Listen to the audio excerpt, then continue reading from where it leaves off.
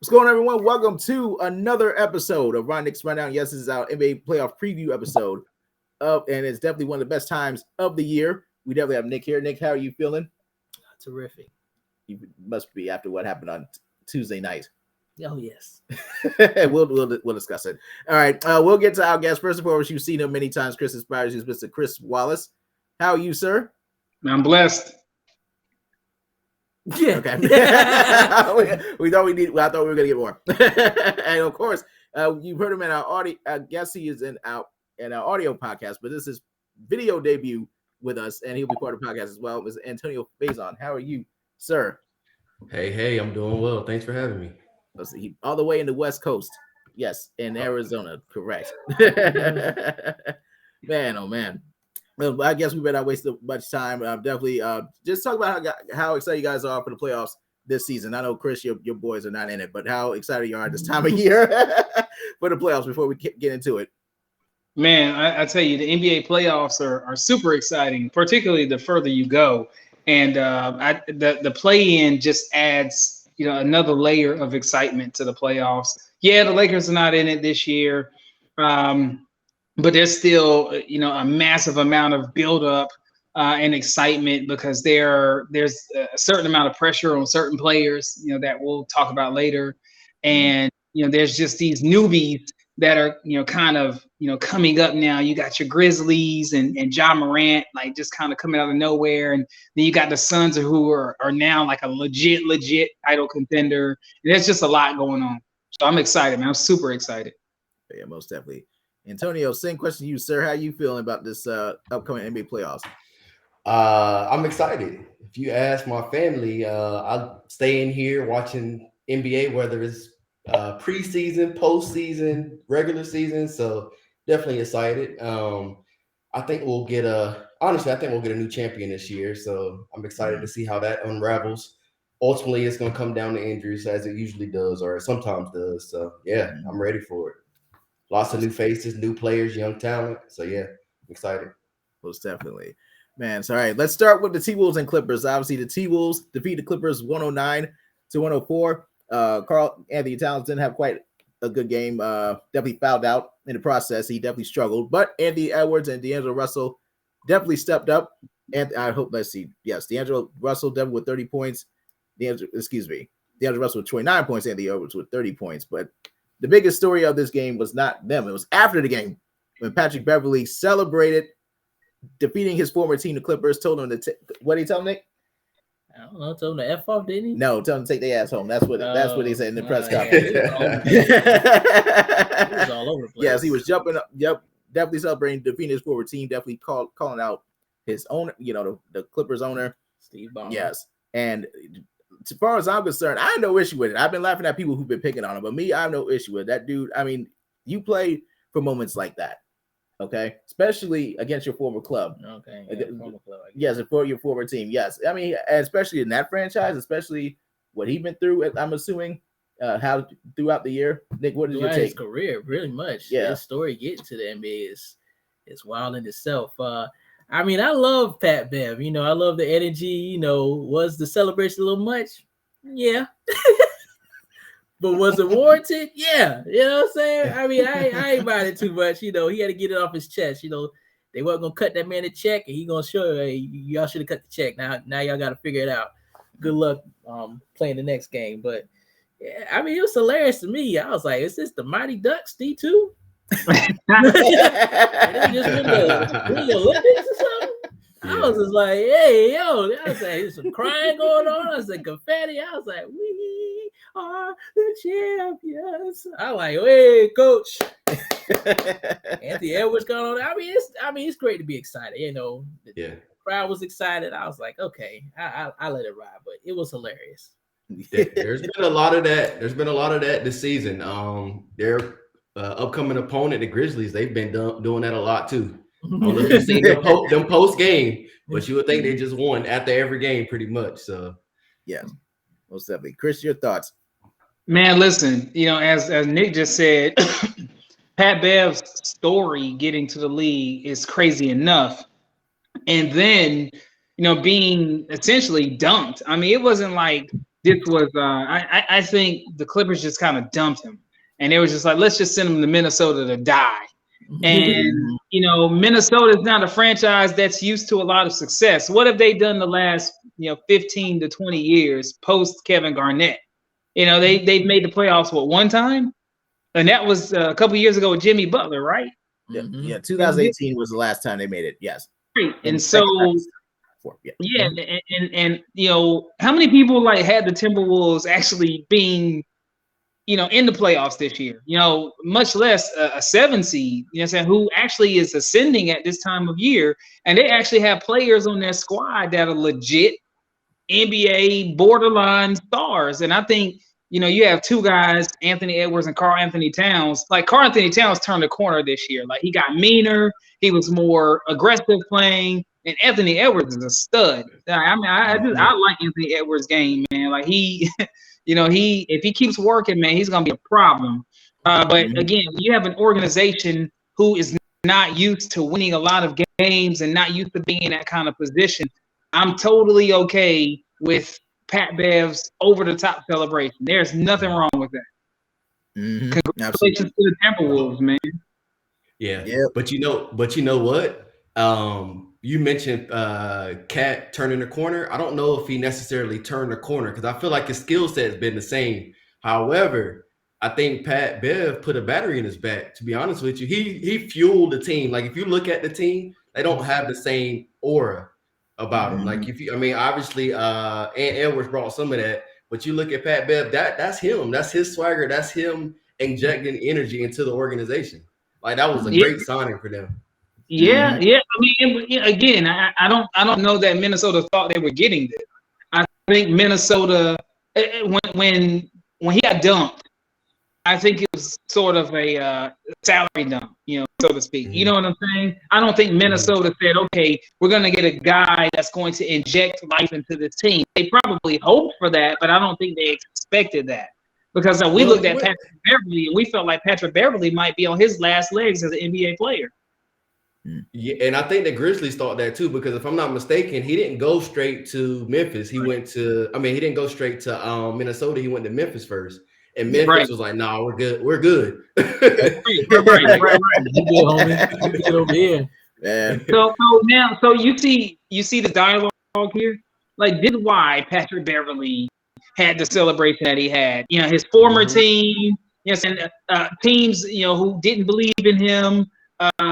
Teams, he's on a squad where people didn't believe in that squad. I mean, it was just a lot going on, man. So he just had a lot of emotions. And I know before that game, he probably, in his mind, he had this pent up energy and frustration and a chip on his shoulder. He's like, I'm going to get their ass. And when he ended up sending them home, well, he didn't send them home, but, they lost the play-in and put the Timberwolves in the playoff.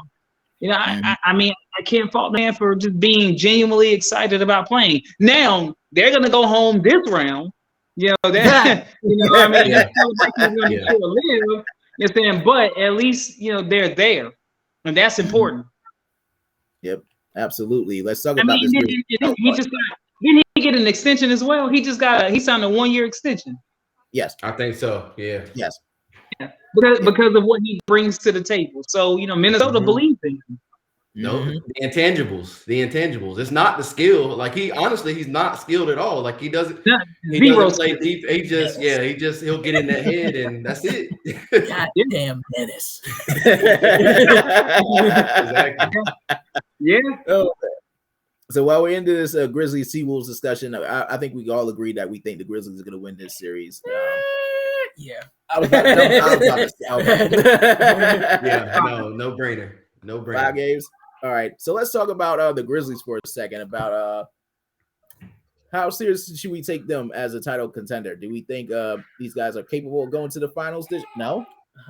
I mean, they're capable. Everybody's capable. Yeah, they're capable. They're capable. I think it's probably 3 to 4 teams in the West that's capable, just kind of depending on how the chips fall. Yeah. But yeah, I'm all in on Memphis, to be honest with you. As a matter of fact, I had the Warriors as my preseason favorite, but Memphis, I've liked watching them more. I think they're more dynamic. And man, like everything, they can do everything. Defensively, they can do everything. They can score. They got perimeter players now. The young guys came on. You got Desmond Bane who's catching fire. Jaren Jackson's hitting stride. If Ja Morant goes out, or he has gone out, they haven't skipped a beat. Now, that's what's really, really impressed me. Like, he's been out a decent amount this year, in and out of the lineup, and they don't skip a beat. Dylan Brooks came back. A lot of people saying, hey, they should probably trade Dylan Brooks and Jaren Jackson to get like more, like to solidify their roster. But hey, I mean, this year they have both of them, and I really do like those guys, man. Dylan Brooks is, he's probably a 20-point scorer. If he wants to be, he can score 20 right now. So if you got, let's just say you probably have 4 people that can get 20 at any given night between Ja, Dylan Brooks, Desmond Bane, and Jaren Jackson. So yeah, I mean, like, I really do feel like the sky's the limit for them. You can look at experience. That may be kind of where people smirk and sort of say, hey, they're not ready. And yeah, of course, experience does play a key role in that. But from a skill perspective and from a talent perspective, yeah, I think they have everything that they need to take that next leap. Chris, same question to you. What do you think about the Grizzlies' potential possibly go to the finals or winning it? Yeah, listen, it was great to see them ascend the way that they did this season. But as I've been telling y'all all season long, they're still a piece away. Like, there's something that the Grizzlies don't have. Like, experience is one of those things, right? But I also feel like, in the NBA playoffs, and I think Draymond Green said it best. Draymond said in the playoffs, they take away your number 1 and your number 2 strength. So what does Memphis do best? Think about what Memphis does best, right? They have a depth. They have guys that can score. But, when you take away what they do best, and they run a lot of, anyways, I think in the NBA playoffs, because the game is shortened, because teams take away, the things that you do best, Memphis may struggle against a team with more experience. Say they end up playing Golden State in the second round of the playoffs. Now, Antonio was talking about what they did in the regular season. I think they went 23-4 with Ja Morant this season. That's great. That's the regular season. How many NBA teams are playing hard every single night in the regular season? And how many times, of those 27 games where they played an opponent on the second night of a back-to-back or a fourth game in 5 nights, those sorts of things. In NBA playoffs, you don't have any of that. You know what I'm saying? You're not going to play a team that's coming off 4 games, 5 nights, or back-to-back. You know what I'm saying? So you're going to get the best of those players. You're going to get fresher players every single night. So, and then another thing that the Grizzlies, I feel like they lack, and yeah, they have, a couple of bigs that can be a little bit physical with you, but they foul too much. Do you ever watch them and watch them defend? They're very aggressive defensively, but foul a lot. And Dylan Brooks, if I'm not mistaken, he's a guy that fouls. I think he average most fouls per game in the league last year, and even the short time that he played this season, like, he fouls a lot. And in the playoffs, they're gonna clamp down on that stuff. So if Dylan Brooks gets in trouble, you still have Bane, you still have Jaren Jackson, you still have a bunch of guys that can play, But if I'm a team, I'm sorry, I'm picking on Ja Morant. Yes, and I'm putting Ja Morant in a lot of switches, and I'm making him defend. So when you're making Ja defend out on the perimeter or guard bigger guys, what can he give you on the other end? And Jaren Jackson Jr., let's not, fool ourselves here. He's not the greatest defender in the world. He's an okay team defender, but as a one-on-one defender, man, they're going to start finding the weakness in the Grizzlies and start picking on that, which is Ja defensively and Jaren Jackson defensively. All right. Nick, same to you. What do you think about the Grizzlies at this point in the postseason? Well, Grizzlies finals appearance depends on Chris Paul's health in the playoffs. I mean, he may have got past it last year, but I'm not putting too much money on that right now.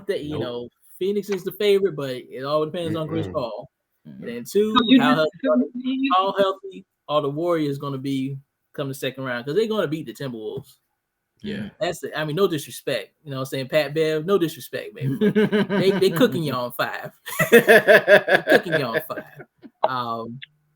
But when they get to the Warriors, it depends on how healthy the Warriors are. If they're 80% as a team, well, we're not counting James Wiseman. You know, he's not coming back to next year. But Yeah, as long as Draymond, Steph, and Clay are 80, 75%, I give them 75%.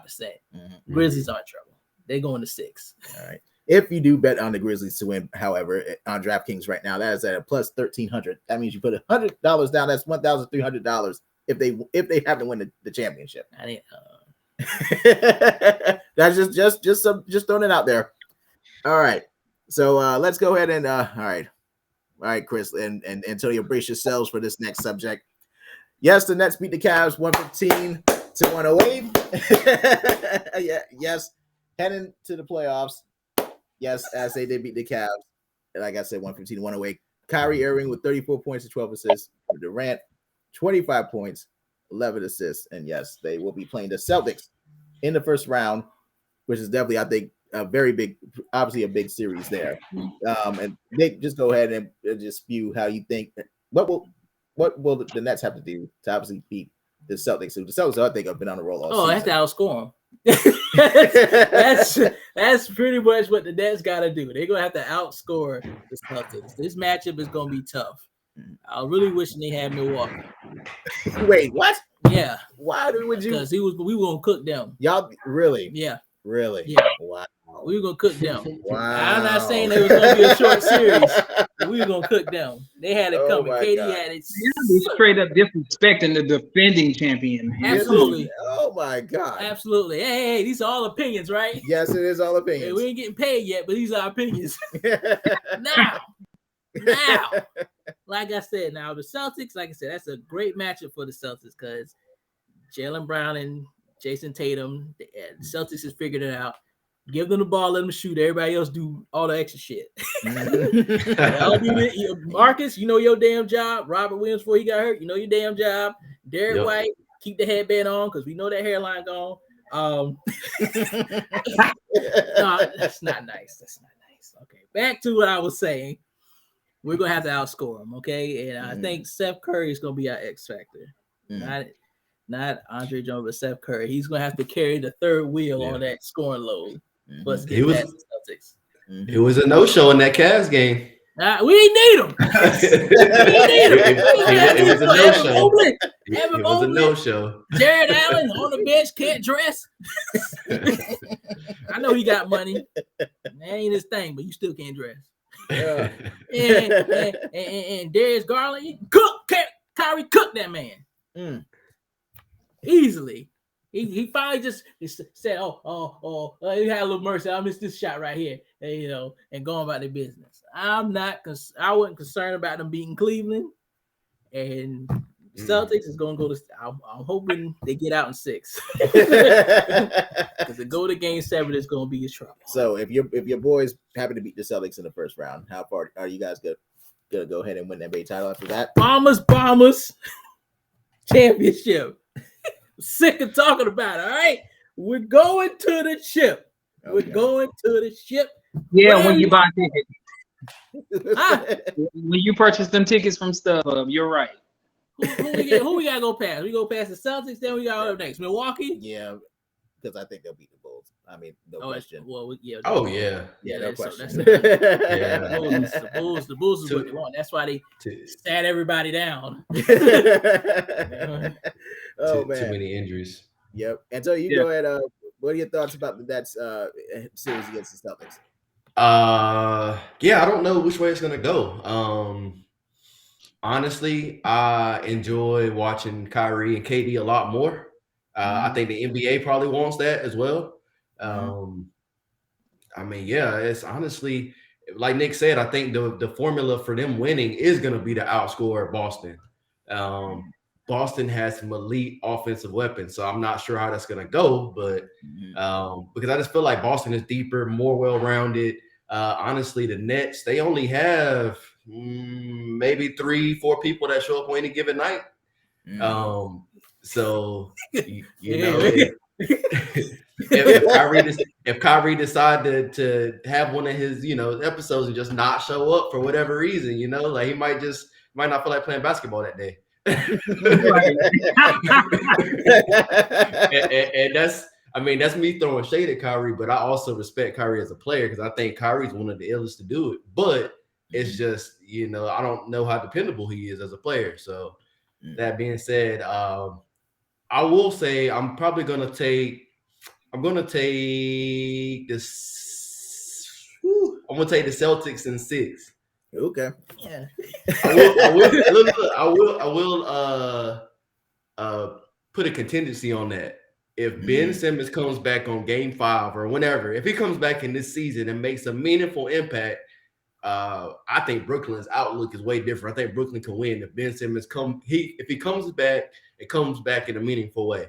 None of this, I'll come back next round, or hey, I don't feel, mentally I'm not there. Like if he isn't committed, like if he doesn't come back and isn't committed, then I don't think that they'll have a real shot at winning anything. But if he comes back, why not? Like you literally have KD, Kyrie who are automatic buckets. Curry who can shoot. Ben Simmons is a top 3 defender when he's out there. Ben Simmons can lock down anybody, any position. And that's what they're missing, or a part of what they're missing. They're missing depth in general, but you add Ben Simmons to what they already have, I think the Nets could be really scary. All right, Chris, your thoughts on the Nets? Thoughts on this series? Do you think the Nets will beat the Celtics in this series? Yeah, I actually do. I think the Nets will win this 7. And Nick is right. Got to outscore them. I do disagree with Antonio. I don't think Ben Simmons makes a meaningful impact at all this season. I think, and maybe he's not as hurt as they're saying he is either. Maybe he's learning the playbook. Maybe he's learning what his role is going to be, and it's taking a lot of time. Because, he's not like a plug and play player. Like you don't just kind of throw him on court because he already had the mental issues in Philly and trying to figure out, how to play basketball there. And in Brooklyn, you've got 2 ball dominant guys. Kyrie and KD are going to have the ball in their hands. Ben Simmons' best skill is having the ball in his hands, right, and making plays. So how do you make all of that work and just throw him out there when the playoffs begin? So I don't know that, this is an injury thing for him. It's more of like figuring out what his role is going to be. It's easy for us to say, hey, just throw Ben Simmons out there and just guard 1 through 5. Right? Like he could do that with his hands behind his back. You know what I'm saying? But understanding what his role is going to be on the other side of the ball is probably what they're trying to figure out right now. But I think Brooklyn beats Boston in 6. Because I just think that, Tatum's elite. Jaylen Brown is close to elite. I don't think he's an elite player yet. He's a very good basketball player. Marcus Smart is their heartbeat, like Boston's heartbeat. He's what Draymond is to the Golden State Warriors, right? He's what Pat Bev is to the Minnesota Timberwolves. But I just think Boston still plays too much ISO basketball, even though Brooklyn also plays ISO basketball. You know what I'm saying? But when you're playing ISO basketball, when Kevin Durant and Kyrie Irving, that's a whole different level of ISO basketball. But once Brooklyn gets past this series, man, y'all, I ain't gonna sit here and let y'all just disrespect the Milwaukee Bucks like that. Like I'll tell you right now. No, damn it, shut up. The defending champion Milwaukee Bucks. The defending champion Milwaukee Bucks. Y'all been disrespecting. Y'all been disrespecting the Bucks all season long, man. Like this dude. Giannis is probably the best player in the league. You know what I'm saying? And this dude is going for a back-to-back title.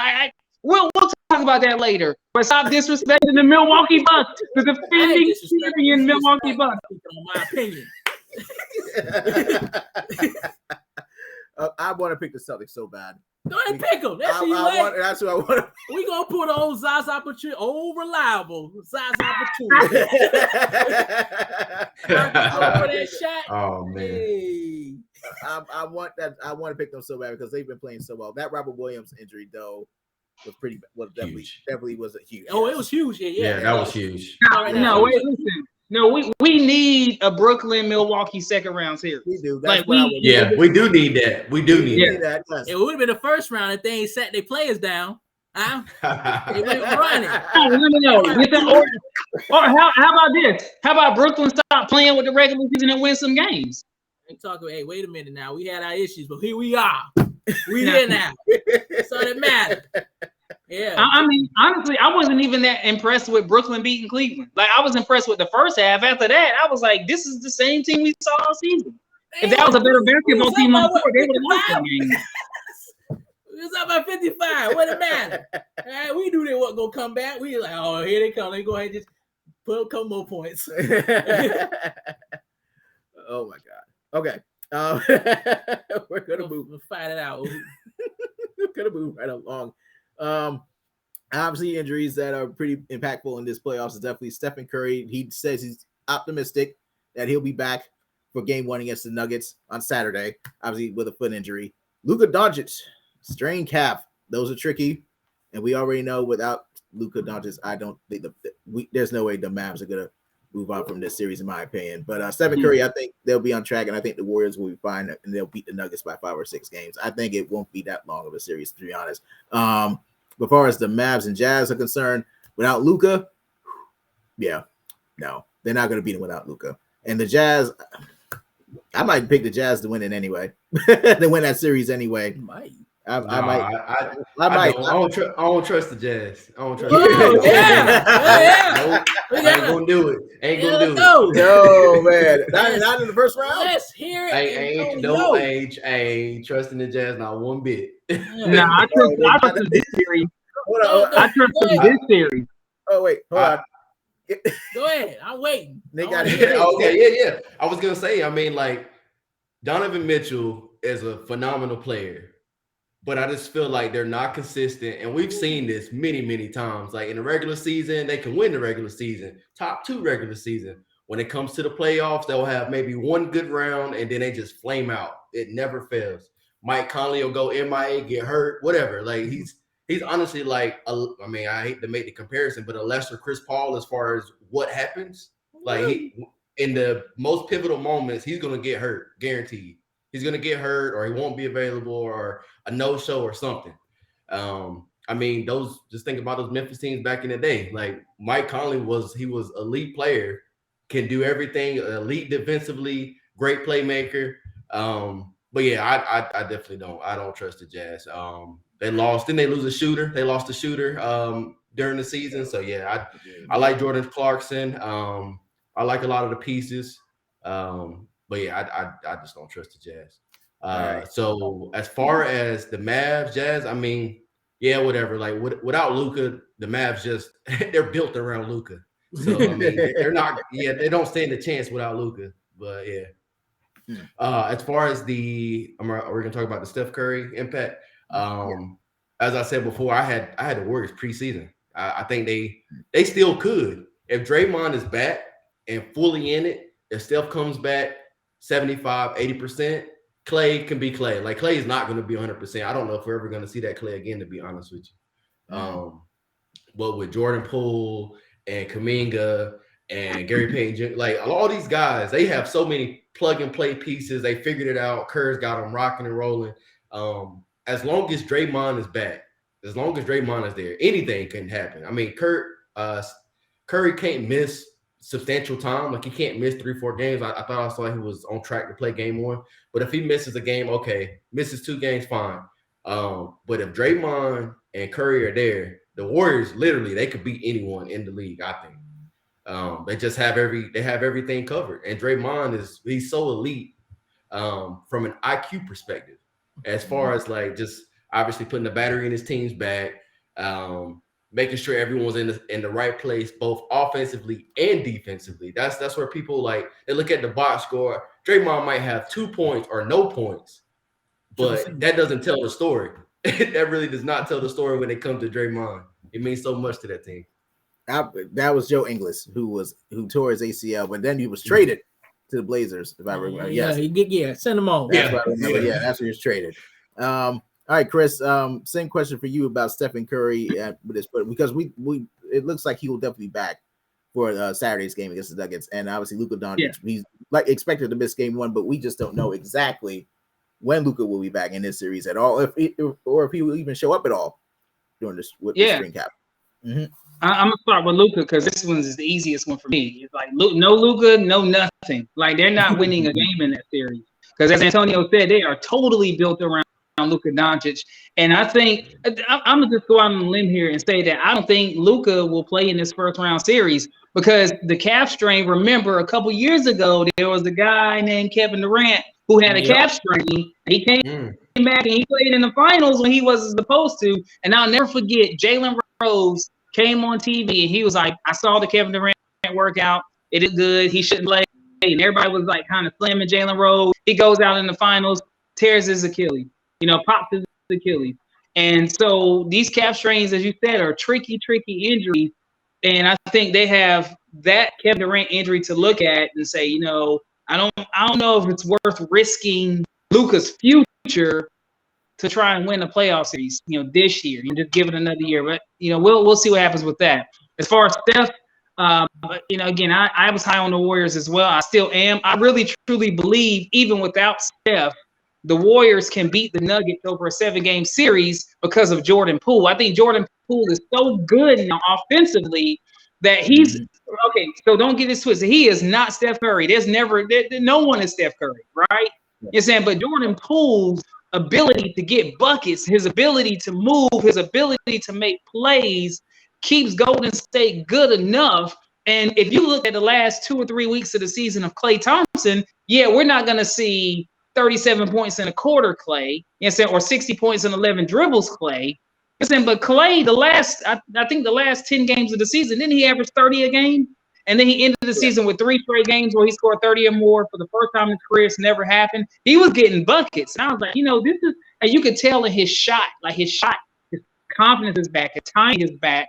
And I think when they were talking to him, he just talked about how he's a little bit slow defensively right now. And, that's it's going to take some time for him to get back to that level. Will he get back to that level? We don't know. But Klay Thompson, even with the 60% Klay Thompson, if he's getting you 35 points and he's hitting 7 threes, he's breaking down your defense. And as you said, Draymond Green is the battery. As long as Draymond Green is out on the floor, Golden State is in a basketball game. If you've got, Poole and Klay Thompson out there, I'd be very cautious with Curry. In fact, if I were Golden State brass, I'd probably sit Curry game 1, see how game 1 shakes out. Lose game 1, you bring him back game 2. He's a little bit more ready to play. Because, the Nuggets aren't playing with that. Dude, they're without Michael Porter Jr. and without Jamal Murray. You know what I'm saying? You got Joker and a bunch of role players who are capable role players, but they're not going to beat Golden State. Like, even if Golden State is only 60 or 70% of itself, period. They're going to take Joker away in the playoffs. Again, the playoffs are about taking away your number 1 and your number 2 string. Once Golden State starts doubling hard on Joker, who's going to beat them? Who's going to beat the Warriors from Nuggets? Seriously, you going to throw it out the Bones, Highland? You going to throw it out? Yeah, you're relying on Bones. Right. You're relying on Aaron Gordon. You're relying on guys like that who've never been in those big moments, man. So who? Nick, talk about Jeff Green and his hair. That's what he's talking about. Oh my God. That's not nice. You said that. Well, okay. Sorry. Go ahead, Chris. He got a bird nest up in that joint, man. He got a whole bird nest. Wait a minute. So, Nick, what about you? What are your thoughts on Stephen Curry and Luka? I'm not concerned about the Steph Curry thing. They're gonna blow right past the Denver Nuggets. It's the same. It's the Luka effect. Right now, they out. Jokic is all they got. Nikolai is all they got. So that's a 5-game series if they lose game 1 because, like he said, Steph Curry sits.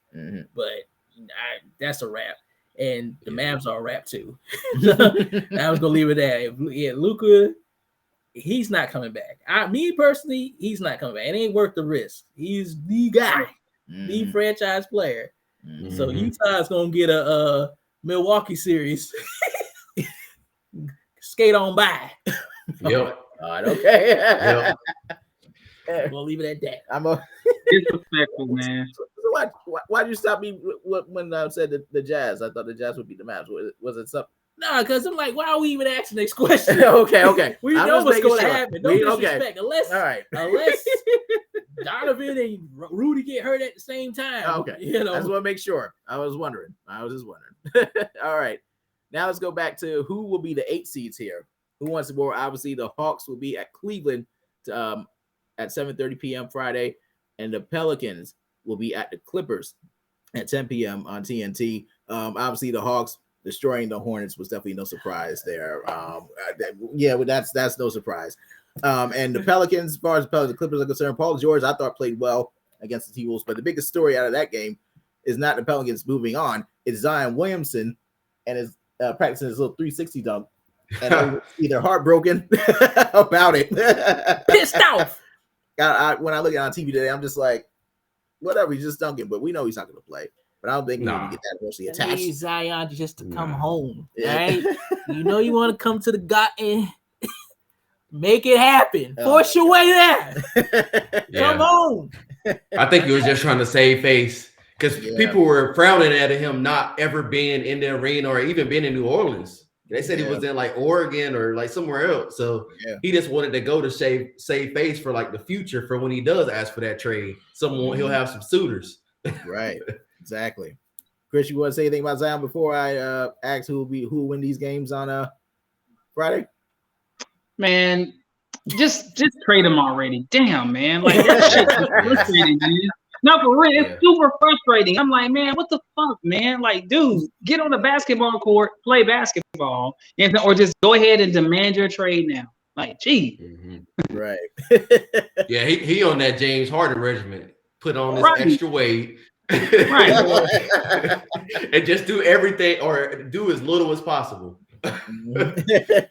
So who will be all right, Nick? I'll ask you first. Who will be the 8 seeds coming after Friday night? Who will be? Well, the Clippers are going to beat the Pelicans. They're going to be the 8 seed. Yeah. Ty Lue, man, that dude is one hell of a coach. What he's done with that team, Paul George is not coming back, but before he got back, I mean, his 2 top stars are missing, and this man is still in playoff contention. Yep. So that's a scratch. Now the Hawks and the Cavs should win this. Should. But will the bright light scare them off? Well, ice cold. Trae Young get hot. He'll shoot you out of a game too, though. Don't get me wrong. But I'm gonna have to go with Cleveland. I mean, I'm gonna have to go with Cleveland, man. All right, you're ready. Go ahead. No, I was thinking I have the Cavs too, man. I think the Cavs. I don't know. I feel like they both have depth. I feel like, and Trae Young, literally, he could just ignite and go for 40, 45, 50, and then that's it. Like Garland can score, but for real, I don't know if Cleveland has enough offensively, but defensively, obviously, I know Jared Allen is talking about coming back. Mobley is a rising star. So it honestly could go either way. I think Trae Young is the X factor. I know you usually don't think about stars as the X factors, but if Trae Young has a just insane game, it could go for the Hawks. Otherwise, I would probably want to say the Cavs for that one. As far as Pelicans Clippers, similar situation. CJ's been going crazy. I would say off and on all season. I know he's been hurt a bit, but when he's there, that mid-range 3-point, just so smooth. He can shoot from anywhere, do anything offensively at least. I know he's a liability on defense, but yeah, he's really, really been going crazy this year. That being said, Clippers just, I mean, as Nick said, Ty Lue and the roster, man, they just been really, really going crazy offensively and defensively. When Reggie Jackson, Reggie is probably either the 4th or 5th best player on that roster. Like, if you think about it, you got Kawhi, PG. I would say Norman Powell is better than Reggie Jackson. And there might be somebody else too. So you just think about it. Like, I think they're overachieving. Oh, yeah, Covington. Yeah, Covington too. Yeah. So defensively, they're elite. I'm gonna say the Clippers, man. Definitely. I'll definitely say the Clippers in this one. And then in the first one, like I said, I'm gonna lean Cavs, but it could go either way. Yeah. All right, Chris, your thoughts on who you think was gonna win these games? Yeah, Clippers will beat Pelicans. I think that experience thing matters. Ty Lue being your coach matters. And they have honestly the best player on the floor, Paul George. And so they take that series. The Hawks beat the Cavs as well. Same thing. Experience really does matter. And let's not forget, Trae Young was a quarter away from going to the finals last year. The Hawks, they almost played in the finals last year. He's used to playing under the bright lights and under the pressure. What Cleveland Cavalier player has had this kind of pressure on them to win a game to get into the playoffs? I think that really does matter. And I think because Kevin Love. Don't forget Kevin Love. Yeah, I did forget Kevin Love. You're right. You know what I'm saying? But what kind of factor will he play in a game like this? Like Kevin Love is going to see 15 minutes, right? And so I think because Trae has done it, Trae, as you said, is the X factor in this game. And I don't think that Cleveland has enough defensively to stop. They have some good defensive players, but I don't know that they, can really stop Trae Young. I think Trae Young is going to go for 40 or 50 this game. Now it's a win all. You know what I'm saying? Win take all game. You got to get into the playoffs or whatever. I don't think Trae's going to lose this game, man. Mm-hmm. I don't think he's going to let them lose this game. Wait, and John Collins is out for the season though, right? As well. He's out for this game though. That's for sure. I want my check. That's what he said. That's at least. I didn't know that. Okay, I didn't even know that. He's out. He won't be back likely for this one. But I'm just gonna go Hawks for this one as well, just because of the fact I think Trae Young will be the I don't want to say X factor since like Antonio said he's the all-star, but I think Trae Young is definitely make sure these guys absolutely do not miss the postseason. Andrew Wiggins all-star. Damn, we got quiet. He got all the Korea backing him up. Nick's been hating on Andrew Wiggins and Kyle Lowry. I don't hate on Andrew. Now Kyle Lowry. Didn't hate on Andrew. What are you talking about, dude? Go back to a podcast from like a year ago. 2 years ago when he was hating on how much money Andrew Wiggins was making. No. I never hate on nobody getting their money. All I'm saying is you got to do more than what you was doing. All right, you supposed to be the guy, and you getting paid like the guy, and you can't get to the playoffs. Man, without Jimmy Butler harassing you. Well, that's all the water under the bridge. Water under the bridge, baby. Listen, man, that culture in Minnesota was just all screwed up at that point in time, man. So, they've gotten better since then. But respect Andrew Wiggins. Andrew Wiggins the all-star. Respect him. You keep doing what you keep. Now you said Kyle, you have every right. Because that guy. That man a champion. This dude was hate. What did you hate Kyle Lowry? Like what did Kyle Lowry do to you? Like you hate this dude. Bandwagoner. He's a coattail. He grabbed on and held on tight like this. Don't leave me, Kawhi. Don't leave me. Oh my God. Okay. It's like that man stole your girl or something. You know what I'm saying? You asked somebody to prom. She was like, "Nah, I'm going with Kyle. I'm going." Look, she was like, "I'm going to prom with Kyle Lowry," and this dude can't let it go. Outstanding citizen, one of the best in the league. But on the court, I got a problem with him. Me ain't got a problem. Off the court, I see him. Hey, what's up, Kyle? Nice to meet you. But he get on that court. If I'm out there in the audience, I'm letting his ass have it. Oh my God. Move on to the next topic. Let's move on. Oh my God. Well, actually, the next topic is actually about the 1 seeds. Yeah, let's go and get to it. Yeah, let's go get to it. We said enough. Let's go to it. We went right into it. All right. Well, let's talk about the Suns first. Because the Suns, let's cool off Kyle Lowry for a second. And let's talk about the Suns. Of course, this is year 2 of CP3. And obviously, they were in the NBA Finals last year. Will they finish the job this year and get this NBA title this season? Wait, hold on. Oh, wait. Go ahead. No, go ahead. They're going to the finals. As long as Chris Paul healthy, they're going to the finals. That's why they're not going to the finals. Maybe, yeah, exactly. I doubt he's there at the end of the playoffs. So. It's going to be a hamstring or a groin. You know what I'm saying? Because that's what it is every year. Last year, he just happened to get away. It was the shoulder or the elbow, whatever it was, and he got him there. But no, go ahead, Nick. Going to the finals. Long as he ain't hurt. They're gonna now the Clippers is gonna be a problem for them. Now I don't think they're gonna lose to us, but they're gonna make them boys work. They ain't no easy out. No, that first round. I don't care if they win 5, 6. I don't care if they win it in 5. They're gonna be the tightest 5 you ever seen. They're gonna go through something. Yeah, because Tyler, like I said, he got the boys coached right. Man, just imagine if Kawhi came back.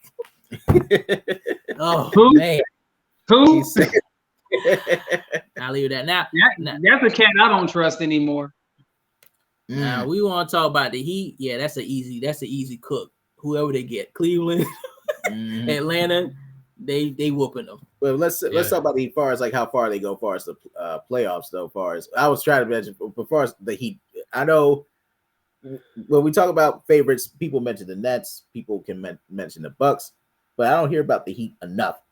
Do you think the Heat are capable? Not capable. What about the Heat? What do you think of their chances of going to the finals? They're a well-coached team as well. Do I think they're gonna get to the finals? I don't think so. I don't think so. What's gonna put them in? What's gonna? Who's standing in their way?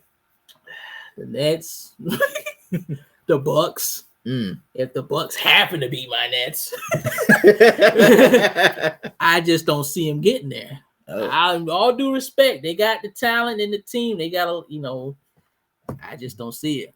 We're gonna disrespect Tyler Hero. But no, Tyler Hero I'm just joking. I just don't see it. I don't see it. All right, and Antonio, same question for you about the Suns and the Nets. I'll start with the Heat, but I don't know. I feel like you're relying on Tyler Hero and Duncan Robinson, and like you're just relying on them to win you games. As far as like putting, like if you go up against a team that can score, aka the Nets, aka Boston can score, Milwaukee can score. Like if you put them up against those teams, like are you going to be able to keep up with those teams offensively? Yeah, they're good from a defensive perspective, but I don't trust them offensively. I don't know that they have I know star power isn't end all be all, specifically in the playoffs. Like I know it's the others that eventually will get you over the hump. But yeah, I don't think they have quite enough. I do like them as a team, but I don't think they have enough to win it all. So maybe I definitely beat the first round. I think they could lose to their second round opponent, whoever that is. And then as far as the Suns, it's funny because I'm here in Arizona, but I don't mess with the Suns, man. For a number of reasons. Like I didn't like the chatter that was going on between Suns Lakers this year. Obviously, I didn't like that. Same from last year, like those carryover effect from last year, them beating us last year. So that was one thing. Second. Oh boy, I think Antonio was frozen. Technical difficulty. Technical for Antonio. He'll get back with us. Chris, your thoughts on the when he gets back? Oh, I'm here. Sorry. Okay, hold on, Chris. I'm sorry. I'm here. So yeah, as far as Chris Paul, I don't trust his durability, and I think that's key. Like Chris Paul is honestly, people were talking about why Devin Booker wasn't more so considered to be an MVP. I don't think he's the most valuable player of that team. How are you going to be an MVP if you're not the most valuable player of your team? So, with that being said, yeah, I mean, yeah, if Chris Paul is there, they'll probably get to the finals. I don't know, man. I feel like someone will knock him off. I'm out on the Suns, man. I think the Clippers are right on them, kind of like you said, Nick. I have Suns fans in my phone right now and say I don't want to play the Clippers. Because they bet them in the West Finals last year. If I recall, yes, they did. And Kawhi Leonard was sitting there in the skybox. I remember that. All right, he's gonna be there again this time. First round. Chris, what are your thoughts on both these teams? Yeah, so I'm gonna start with Miami. Look at the Heat. You've got players, you got names on the court, but in a pinch, who on Miami Heat? And I know y'all are probably gonna say Jimmy Butler, but who do you give the ball to and say, "Go get me a bucket"? You know, is that guy still Jimmy Butler? Because I don't know that Jimmy Butler is a guy that can just go get you a bucket, go take over a game at this point in his career. He slowed down a little bit. It's not Bam Adebayo. Those shooters, I know those shooters are coming off screens. You get Tyler Hero, Duncan Robinson. You got Kyle Lowry out there. But I don't know who you give the ball to and say, go get me a bucket. Maybe it is Kyle Lowry. You know what I'm saying? Maybe it's still Jimmy Butler. But I don't know that they have enough offensively to beat a Milwaukee, you know, or even a Brooklyn, as you were just mentioning. So I think Miami maybe loses in the conference finals to the Milwaukee Bucks. I think the Milwaukee Bucks are going back to the finals. Out west with Phoenix, again, there's the issue with Chris Paul's durability. Phoenix had this run last year that was amazing. I thought they were going to win the title last year when they took the first two games of the finals. I was like, man, they about to win a ring. But there's still, you know, beyond Chris Paul's durability. I like Monty Williams as a coach. I think he's a great coach. I think they have the way that they constructed their roster is just phenomenal. I mean, you young guys, you got long guys, you got guys who can defend, you got guys who can score.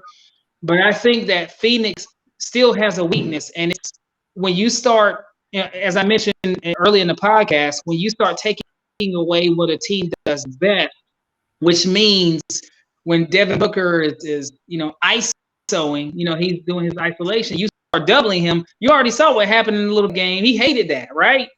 You know, and if you watch the Phoenix Suns this season, when teams started doubling Devin Booker, they were making mistakes on the floor. So I think the game plan for me, if I'm a team, I'm doubling Devin Booker and making Bridges beat me, making Jay Crowder hit threes, making Chris Paul go one-on-one. You know what I'm saying? Because we already questioned his durability. Can Chris Paul give you 20, 25 points a game over the course of a series? We don't know. DeAndre Ayton, he's gotten better as a player, but he's still robotic as a center. Like, he doesn't really have, like, I know that he's a guy that can take over a ball game. Like, if you're dumbing it down to him and saying, go get me offense, you know, that plays into, you know, a lot of teams' hands. And so when the Phoenix Suns get to the Western Conference Finals and they play Golden State Warriors, and the Warriors have a guy out there like Draymond Green and all those battle-tested cats, man, they're not going to beat that squad this year. Because, again, you double book, you make other guys beat you. I don't think the other guys for Phoenix can beat, you know, an elite basketball team with elite, you know, basketball IQ guys out there playing. So it's just, you know, I don't see either one of those top seeds getting to the finals. All right. They caught lightning in the bottle last year. You know, let's be real. You know, they got away with some stuff last year that, you know, this year teams gonna be ready for that. You know, I mean, Book is legit. You know, don't get it twisted. He's a star. You know, but there's just certain things that you can do to him to frustrate him, to take him out of a ball game, and, you know, teams will employ that in the playoffs. You'll see the Clippers do. The Clippers going to start doubling and going to make, well, that's if the Clippers get in. They got to beat the Pelicans, of course. But, you know, I double book, make other guys win. Man, oh, man. As far as the Suns for me, I definitely think I like them in the finals, unless, you know, the Warriors ball the ass off. And and I definitely think the Suns will be in the finals as long as CP3 is healthy. I definitely like how they played throughout this regular season. I think it will continue. As for the Heat, that's gonna be tough. I like their squad. I think they definitely should be respected. I think everyone in this podcast respects them. But as far as like beating Milwaukee or even a Brooklyn, I definitely will have to say yes. I have to have a pass and say that they're not going to the finals either. That's just my opinion. Hold on, Ron. Okay. I really think y'all are disrespecting Klay Thompson. Yes, I think, you know, y'all's hesitation. No. I really, you know what I'm saying? Like, I really think y'all are not thinking about Klay. I mean, this dude's got a massive chip on his shoulder. He does. And Antonio mentioned, you know, the other guys, the plug and play guys, like you know, GP2 and Kuminga and those guys. Like, why are we like undervaluing what those guys are going to bring to the table in a playoff series. I mean, these are young, hungry cats. And Klay Thompson hadn't played basketball in 2.5 years. Like, this dude is ready to get back to this level. Draymond Green, ready to get back to this level. Steph Curry, ready to get back to this level. And then not to mention Steve Kerr, like figuring out how to make all of this work. Then you got Jordan. I mean, there's so much to like about what the Golden State Warriors roster brings. And I just think that they are going to Phoenix, I don't know that Phoenix can match that. Like the Warriors are so battle tested. Like I know Suns just got that. They went in finals last year. That's good. It's great. Everything like that. But you know, apples to apples comparison. You put Phoenix here. You put Golden State here. Man, I'm taking the Golden State Warriors 10 times out of 10. Who'd you go for you, Nick? Moving right along. Nick bubbled that on his breath. But anyway, yes, man. I'm just, like Klay Thompson. I'm definitely not going to sleep on him. I mean, he definitely. I think he's going to definitely step up in this postseason for sure. Let me move on to because I know Chris. We have mentioned the.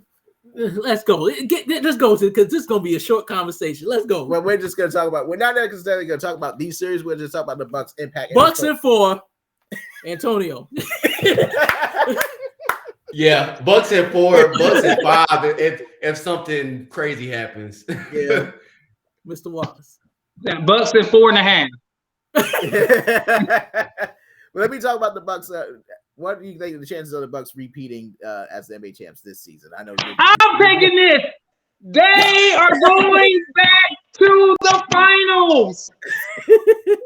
Like for real. It's gonna be the Bucks and the Warriors in the NBA finals.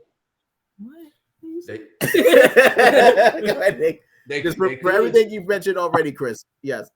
All right, Antonio, your thoughts on the Bucks chance going back to repeat as champs and going back to NBA Finals this year?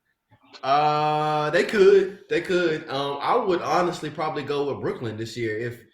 If they match up again, I'm gonna take Brooklyn just because last year they went out how they went out. Like, think about KD. KD was absolutely going off, and it came down to like him being on the line. That's why they didn't win. And he has Kyrie this year. Yeah, like Kyrie wasn't available last year. So yeah, So wrap. Thanks for gassing Nick up, Antonio. So wrap. There you go. And for Brooklyn, let's get to Milwaukee. I'm flying to Brooklyn. Look at the 3 best players. Look at the 3 best players. 2 of them, in my opinion, are on Brooklyn. When it comes down to Brooklyn versus Milwaukee. Man. Brooklyn can't guard anything. It don't matter. They don't need to when they can just go off. They go for 40 each, 50 each. All right. I'm gonna move. Now, the pressure is on now for a certain NBA player, Mr. James Harden, in my opinion. Pressure is on now, but this is a big series here to me. This is going to be a tough series for Philly. Sixers and Raptors. It will start in Philly. And, yeah. No, you go ahead and I don't care. Go ahead and dance. Oh. I don't mind. But, yes, this to me, James Harden, it's time. Okay, it's time for you to step up. This is now your 4th team. 14. I don't know who is. Yeah, he's lost it. Who's this man? I know this man. Somebody that you used to know. Somebody that played with. Know this guy. But yes, this is a big series. I think good 4 or 5. This is me being James Harden right now. Jalen Rose said it best. His last 2 games have been tour dates. Yeah, he said it great. I don't think he's ever going to get a ring. And I think it's because, his best shot was in Houston. And guess what happened? We just talked about it earlier. Chris Paul went out, and that was the wrap. Yeah. And I think not only has Harden, behaved poorly on and off the court, I think he lost the step. Like, you just look at his game. He doesn't look explosive. Yeah, he doesn't look explosive. He can't get to the cup. He's not shooting well anymore. Like he's like a shell of himself, in my opinion. So with that being said, I think Embiid is out there on the island yet again. At least Harden's out there, I guess, as like a decoy. Ben Simmons wasn't even out there, or Ben Simmons wasn't even contributing in a meaningful way in the high leverage moments. But I mean, you can't look at James Harden in a high leverage moment and say, "Oh, James Harden is gonna take me home." Like you can't look at James Harden and expect that. So yeah. With that being said, I mean, I think the Sixers win this series, but they probably gonna lose, and whoever they play in the second round, they could very well lose. Yeah. Yeah, I guess I can speak to the Raptors. I mean, I think the Raptors are good. They have a lot of like a lot of 6, 7, 8, 9 players. Siakam and my pick for rookie of the year. I think Scotty Barnes probably rookie of the year. They have a lot of good players, man. A lot of good average or slightly above average players. Van Vliet, like they can have people that can get it done.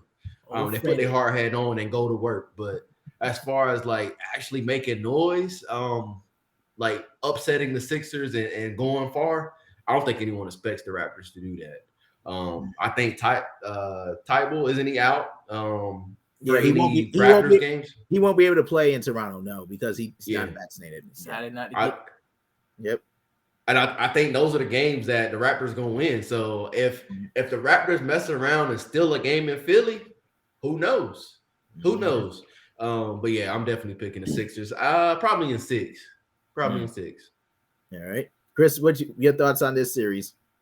Man, I slept on Toronto this year until late in the season. I was like, wait a second, man. Like Antonio just said, they got a lot of long wings and guys who are really good players. And I'm gonna go against the grain here. I think the Raptors are gonna upset Philly because I think that Philly is still trying to figure out this James Harden thing. I think James Harden has become a bit of, okay, so you can be no bigger distraction than what Ben Simmons did, right?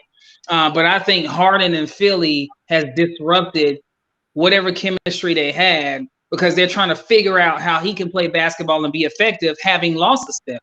I think that Philly assumed that they were getting James Harden, who was going to be the James Harden from Houston, and he's just not that, and he's never going to be that again. Like something is fundamentally flawed with how he's playing basketball right now.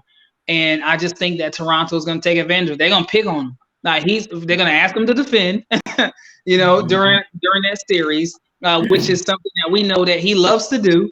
I mean, in order for the Philly to win this series, I think Joe West's going to have like 40 and 15 multiple games, just to keep Philly competitive. I really do think that Toronto, because no one has any expectations of them, because they got a lot of young, athletic, above average, really good players are just out there playing basketball.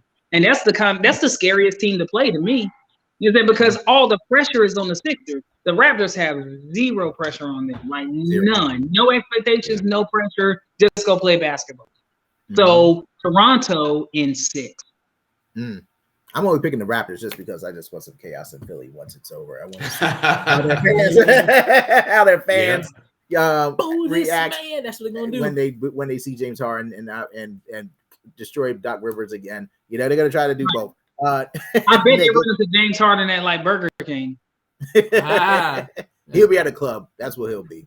He'll be at strip club. He will be at a baby. Club. Yes, you know what I'm saying. Yes, it'll be Meek Mill. He'll be in there with Meek Mill this time. Yes.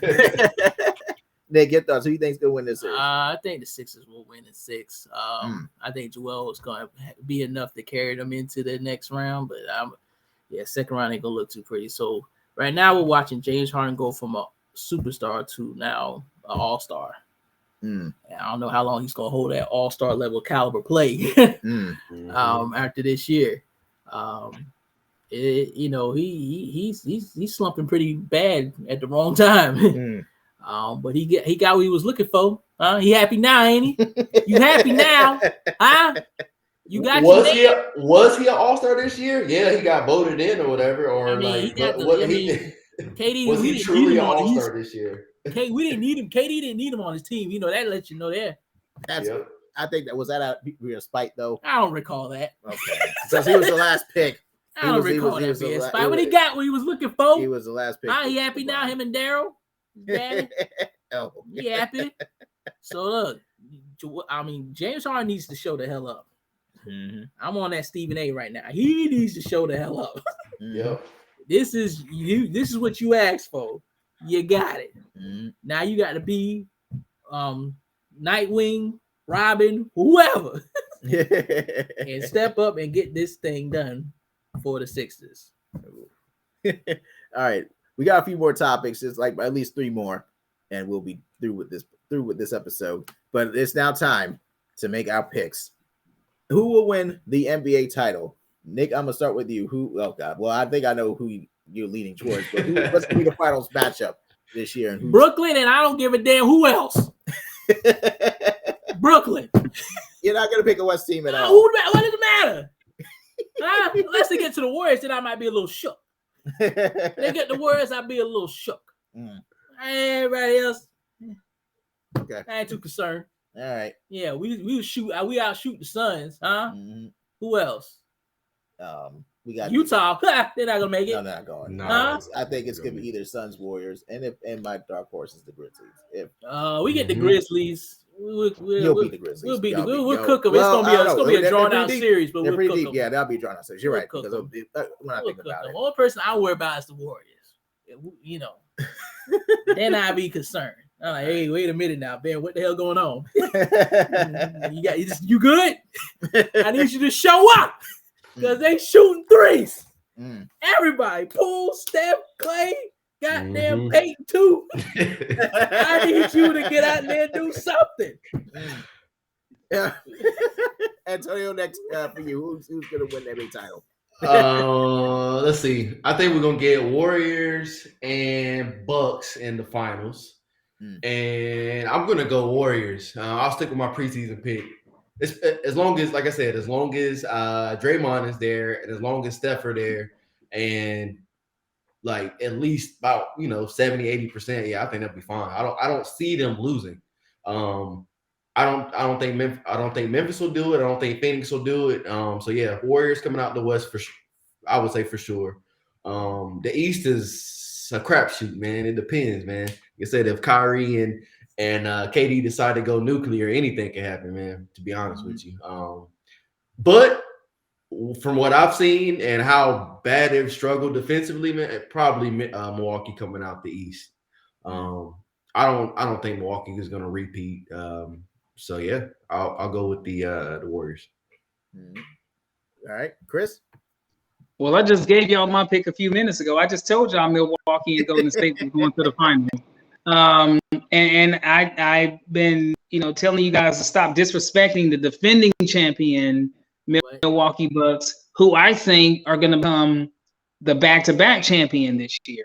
I just, and again, I hate betting against the Warriors because I think once the Warriors get into that spot healthy, man, like they've got so much depth and so much stuff that it's hard to defend. Nick just named it. Nick was just talking about everybody that goes out there shooting and running around, and you gotta fucking chase them like little kids, But I just think that Giannis is playing for legacy right now. Like he's playing for like his place in history. And the same thing goes for Steph, and Clay. Like they all have chips on their shoulders, which makes it so compelling. Like if those two teams got to the finals. But I just think that Giannis has so much more to prove at this point, and winning a second title puts him in a different category. Like we're talking about Giannis completely different if he wins another title this year, like completely different. Now you're starting to move people out of the way to put Giannis in your top 10, 15 players of all time. I want to pick the Suns to beat the Bucks so bad. I do. I really do, because I want Chris Paul to finally get what he deserves. But yes, I'm going to just pick Giannis as a 2-time champ. I'm going to do it. I'm just going to pick the Bucks to repeat, just like Chris said. And but I think that's what's going to happen. It's just that's how I see it. I know you want the Nets, but it is what it is, man. All right, we got a couple more topics here. Let's debate the MVP. Yes, I picked out a few names. Well, obviously the obvious names. We got Jokic, we got Embiid. I mean, I think Giannis had a good season. We have others that had a good season as well. Nick, who's your MVP this year? Joel Embiid, man. All right. You got to give it to. I don't care about that. You see, shake your head. Yeah. Joel has done what he was supposed to get it last year. And he got left the straight because I guess how many games he played, he got hurt. The man has done his job. All right, he done what they asked him to do. You just can't shove that away because Jokic has to beat everybody on the goddamn Denver Nuggets. That's not Joel's fault. And Giannis, well, how many times you gonna? I hate to say it like that. He's going to get in the category. How many times you gonna give him MVP? That's not fair. But that's the LeBron and MJ effect. Yep. He's fallen into. So unfortunately, I gotta give it to Joel. He's done his work. Okay. Right? I'm gonna jump in here. So doing your work or doing your job doesn't equate to MVP. Yeah, it does. So let me just throw this out. There's a lot of players who did their job this year. Devin Booker did his job. He no damn MVP. Who? Devin Booker. I don't know why that conversation came from. Kevin Durant did his job this year. He's not an MVP. Oh, wait a minute now. You take it out of context. You know what I mean? No. Listen. So it is very clear that I'm choosing Jokic. And I've been saying Jokic all season, or for the latter part of the season. Man, listen. This cat just gave the league 27 points, 14 rebounds, 8 assists without his second best player and third best player for the entire season. Jamal Murray was a 20-point per game scorer. Michael Porter Jr. was a 19-point per game scorer. So you got two elite scorers who weren't even on the floor with him, and he carried that squad to the 6th seed. And not to mention, Nikola Jokic just finished this season with the highest, if I'm not mistaken, fact check me. He just ended this season with the highest player efficiency rating of all time. There's no way that that you can't give him the MVP. That's nobody no more. What you mean? Oh my God! Listen, man, like, dude, this is your center giving you 27, 14, and 8. He shot almost 60% from the field. That's fucking crazy. Right. His numbers this year were just off the charts crazy.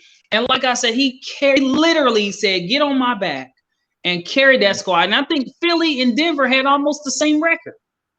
And again, this is Joker playing without 2 elite scorers. Not 1, 2. Jamal Murray didn't play a single. Jamal didn't play a single minute this year. He had a possible. It's like space. James Harden was a possible. Yeah, I'm gonna go Embiid. I go Embiid, yeah. But for that same reason, like, who was Embiid's next best player? You looking at Maxey? Like, are you really saying Tyrese Maxey? I know he had Curry for a bit, Tybal, Shake Milton. Like, you're looking at these guys. Like, these guys are pretty close, if not any worse than Denver's supporting cast. You look. They're better from top to bottom. You know they're better. They're better. But let's not talk like those are all-stars. Those are not elite players. Joel Embiid was boogieing all year. And you know what? He would have won it if James Harden didn't come. The name and the allure of it being James Harden coming. That's why he fell out. Yeah, Jokic went off and started doing stuff offensively. On defense, he ain't doing nothing. He ain't doing nothing on defense. Joel Embiid's playing both sides of the ball. He won the scoring title. And literally his impact to the 76ers, I mean, I guess you can't say the impact is not as great as Jokic, it's probably similar. But yeah, I'm just looking at it, I'm like, Embiid was absolutely dealing with the Ben Simmons noise all year.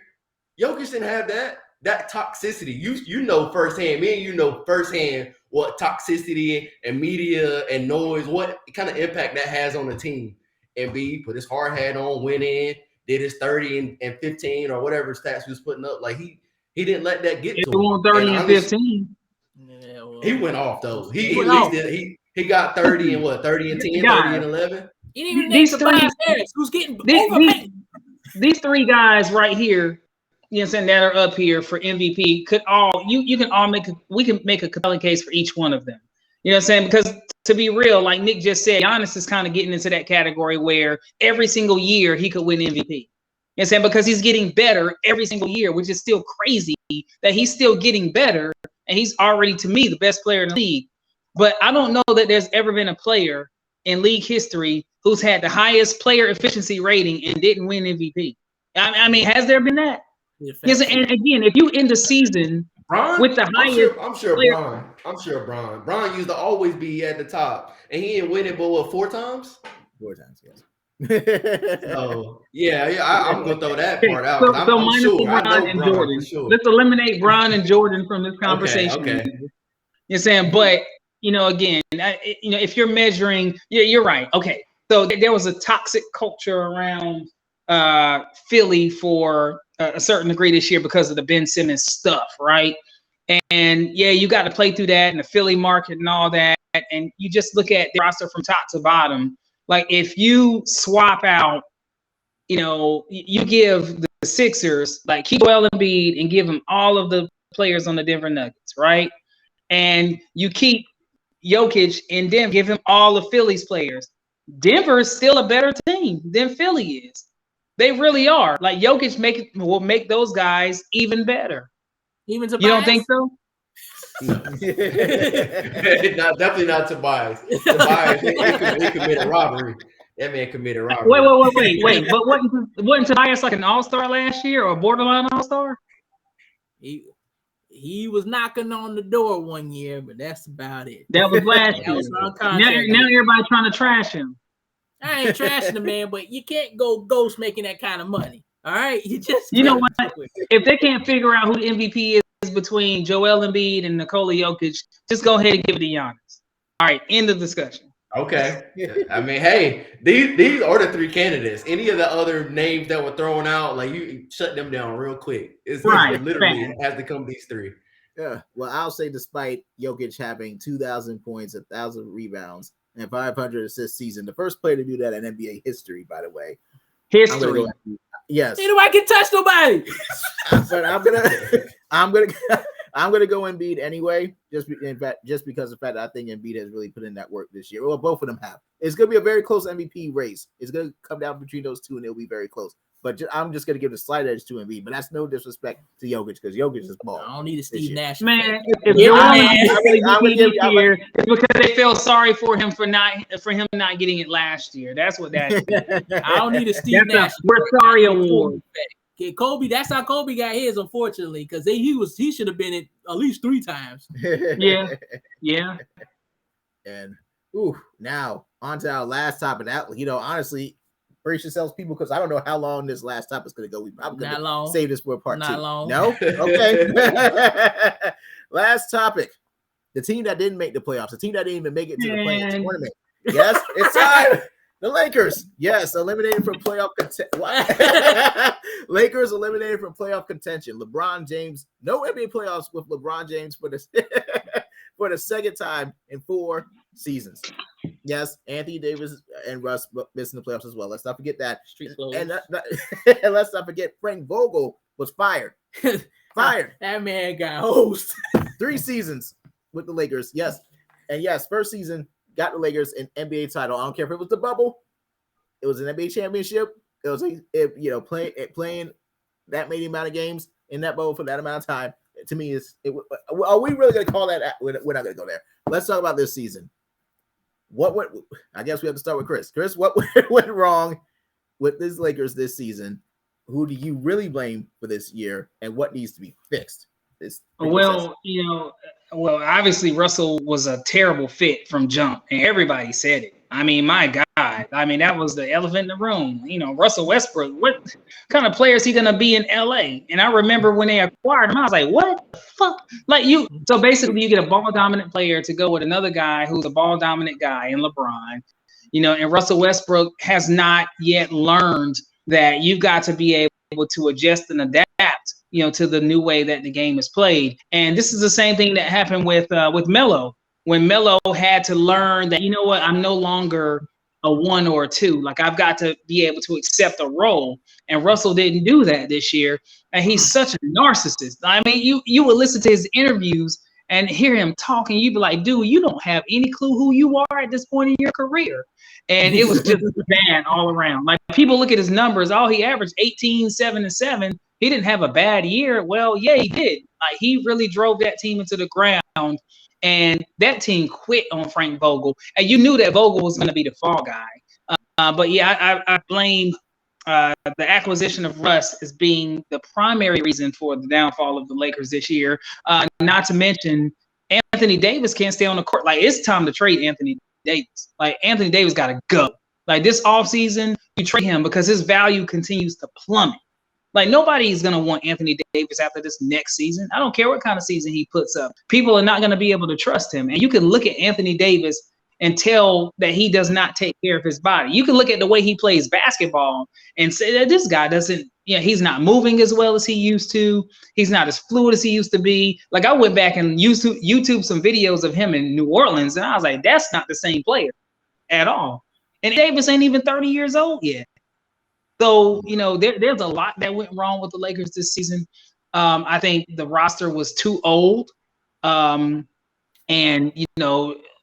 wanted us to keep that same energy early in the season, right? So we keeping it, Bron. And you were too old then, and you're too old now. The roster was just terrible, and they couldn't keep up with teams. The teams just ran them into the ground. That team just they didn't play hard. LeBron James was just out there, chasing points. Like, I don't even know if winning even mattered at a certain point this year. After the All-Star break, like, they went 5-18 or 5-19 after the All-Star. They didn't care at that point.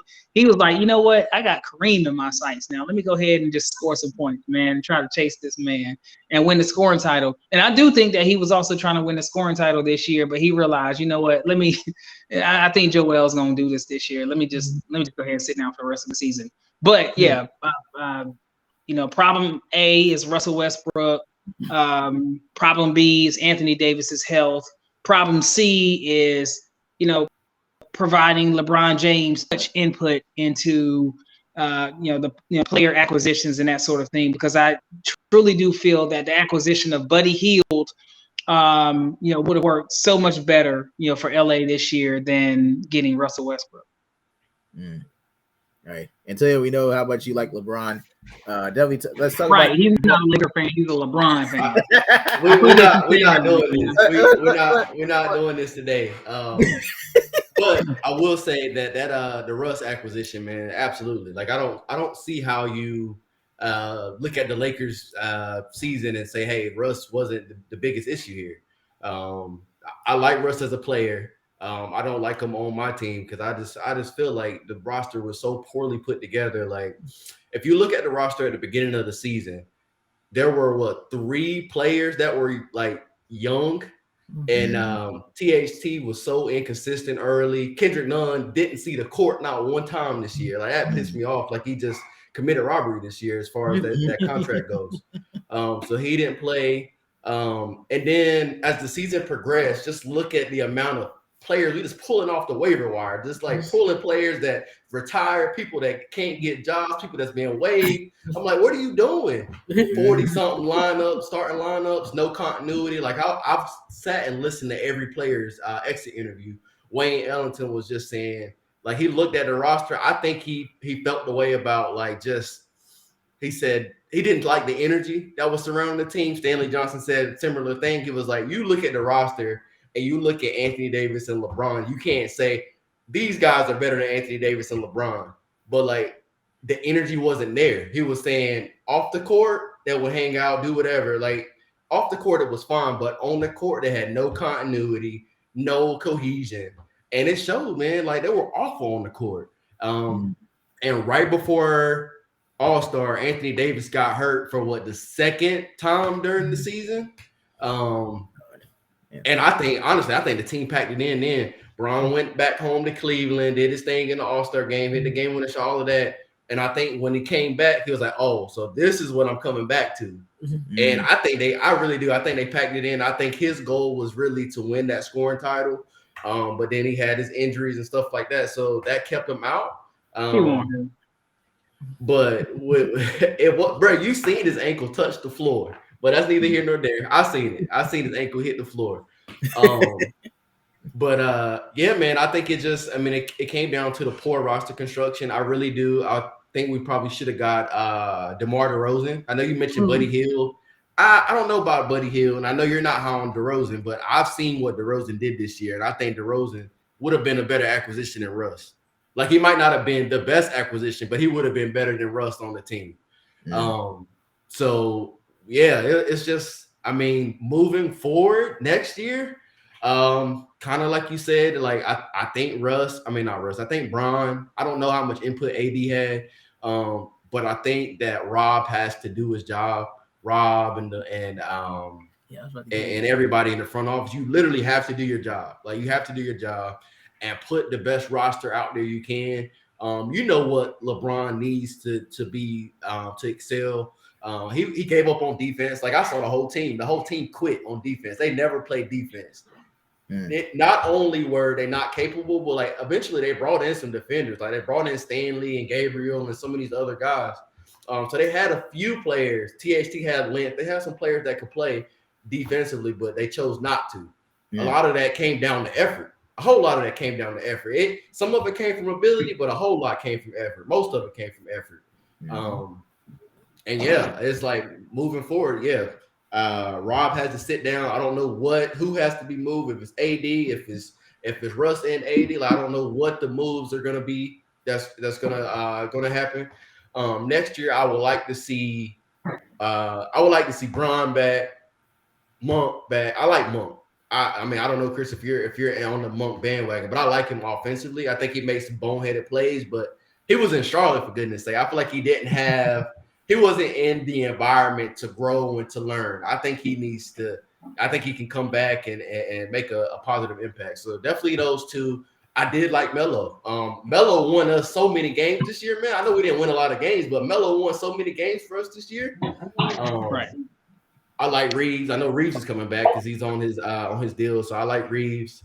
So I like a few of the pieces, man. But yeah, just moving forward, Rob, just do what you need to do, Rob. I don't know how good you're gonna be as far as getting in players. How many people want to be in that environment? From a coach perspective too, like, we don't have a coach right now, and I'm not sure there's tons of people lining up for the job just because of how poorly the situation was handled, how toxic the environment was. The Lakers were on national television. I mean, like, crazy amount, getting blown out by 30, 40. I'm like, what am I watching right now? Yeah. So, I mean, we'll see, but something definitely needs to happen moving forward. Yeah. Nick, do you want to go in? Absolutely. Oh, go ahead. I think Rob Pelinka's best. What Rob Pelinka should do is resign. It's because there's no way to fix this. Don't take my segment. You took the words out of my mouth. Yes, I agree. You're right. I blame him. You tell him again, Chris. No, I think Rob Pelinka. Yeah, he should resign. Not because I necessarily blame him per se, but like, there's no way. Yep. Sorry, guys. There's no way to fix this. The Lakers don't have a pick until 2027. Like, yo, you realize that's 5 years from now? 5. They have no salary cap space whatsoever. They have no tradable assets whatsoever. Malik Monk is not coming back on a 1-year, $1.3 million deal. So you can forget that. Somebody about to pay him this offseason, so he's out. What can the Lakers do? They are literally handcuffed. The only thing you can do is trade Anthony Davis. Start there. Like, you got to get rid of Russ. Like, you only going to get a second-round pick for Russ. But trade Anthony Davis and just get whatever you can from him at this point, which might be 2 or 3 first-round picks. I'm sorry. It's a wrap for the Lakers for a while. Just go ahead. Just rebuild now. Like, go ahead and, like, trade your guys now and plan for John Morant in 2 years. They can't. They gotta sell them tickets. LeBron is there. They gotta sell tickets, so they gotta make something happen. Rob Pelinka, yes, he should go. It's his fault. I blame Rob. You do. Yeah. And then, Antonio said, how they fired the man. The man didn't even know he was fired. He answering questions. Well, how do you like what? I am gone. Oh, well, you know, Like, like, they ain't tell me. They ain't tell me nothing. right? I was like, damn. This was after their win, by the way, when they won their game against the Nuggets. Yeah, that was right after the game. Yeah, so these are the switch what happened. Yeah, Rob Pelinka, it's on him. He's a GM. He put this team together. He listened to whoever his influences were, because I don't think whoever, like whoever was in his ear. Like Yeah, you're the person that wears the hat. So yeah, I don't think he has a clue. No disrespect. I don't think he has a clue on how to assemble a team. I think he was just taking bits and pieces from. Oh, you got LeBron. You just got to put somebody with him. Shit, Russell. God damn it. That's a hell of a. That's a slam. Goddamn dunk. Oh man. Look at him now. Now Russell got 3 destinations he can go to this offseason. Home. Well, besides home, one is of course the John Wall deal. Oh boy. Which I don't know how that's gonna work out. But the Rockets wanted that first round pick. No, well, two, the Charlotte Hornets. Oh. And I'm pretty sure Gordon Hayward's gonna be in that deal.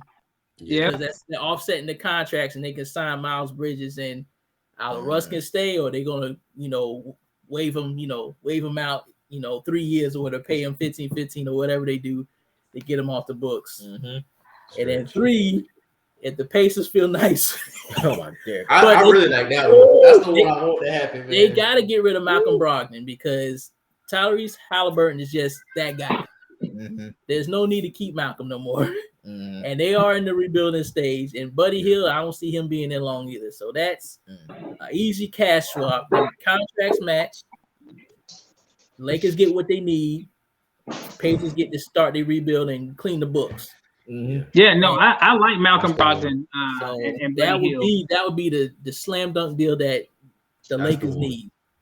That's the only one that made sense to me. the only one, right? Yeah, the only one that would catapult the Lakers to where they need to be next year. With that I don't know about that, but I mean, they're playoffs. They're going playoffs. Yeah, at least in the playoffs. They're going playoffs with that deal. But Russell, you gotta go. Yes, you are quite delusional, my guy. My boy, you are quite delusional. I'm hearing you, listen to you talk. I'm like, my guy, it's you. You led the league in turnovers 4 out of 5 years. It was like, I don't know why Frank didn't like me. I came in here, I said him wine, him and his wife wine or champagne or whatever he said. And he was like, I don't know why he didn't never like me. That man lost his job because of you. God damn it. He stuck up for you. He took you, but nobody didn't want you. Frank, he hated this man Russ so much. He was giving Avery Bradley key minutes. It was like, Russ, just stay on the bench. I'll play AB instead of you. Yeah, Russ did not want to change. I agree. Russ just did not understand that he is no longer that guy, or he wasn't that guy. Yes. Do I think Russ is serviceable on another team? Yes, he can go fill up the stat sheet in Portland, Orlando, OKC on a farewell tour. How you want to do it? He can fill up the stat sheets. Yeah, he gonna do Indiana, that. they do that deal. I mean, hey, I heard somebody talking about how Allen Iverson's career ended and fizzled out, and they sort of kind of compare Russ to AI. And if Russ if he's not careful, he may get that treatment. He goes to another squad. He's not able to really understand that he has to play a role, and he might just get the AI treatment and the mellow treatment and have to be out of the league for a little while before he realizes that, you know what, I do need to switch up. Melo didn't deserve it. But that's my 2 cents on the Lakers right there. That trade with the Pacers need to happen. Whatever they got to do, whoever they got to hold up by gunpoint, whoever they got to beat up, whoever they got to send. You just saying, what's old boy named Franklin from Snowfall, Tommy from Power, anybody to get that deal done. Tariq, he'll get there. He don't even need a car. He don't need the car. He don't need the car. And that's reminding one. LeBron is eligible for a 2-year, $100 million extension heading to this in August. He'll take it. They want the he's flexibility. Taking it. Yeah, he's taking it. He's not leaving LA until it's, as long as the thing goes like it's planned, until his son get there, then he'll want the flexibility. Yep. All right. All right. So now for our parting shots, this is obviously we say how we feel pretty much say our piece.